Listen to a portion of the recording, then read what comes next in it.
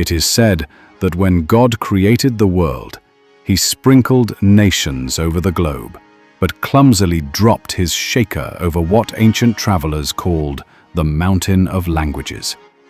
Pliny wrote that the ancient Greeks needed 300 interpreters to conduct business in the North Caucasus, while later, we Romans conducted our affairs there with the aid of 130 interpreters.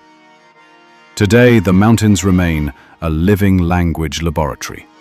In Dagestan, one village may speak Avar, the next village Dagin, the next Lezgin.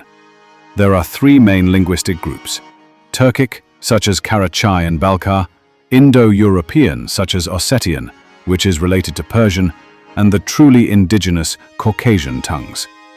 The Caucasian languages, which are not found anywhere else in the world, are themselves divided into two branches: the Eastern, such as Chechen, Ingush, and several Dagestani languages, and the Western Adyghe dialects, spoken by the Adyghe, Cherkess, Kabards, and Abkhaz. Smith, 2006, pages 7 and 8. Contrary to popular misconception, the Chechens are not Slavs, and they are not Turkic in origin either, despite the fact that Turkey unites all North Caucasus Muslims into a category which is related to them. In fact, they are not even Chechen, as this was a term coined by the Russians after the name of a village, Chechen Aul, where the Russians first encountered the people in the early 16th century.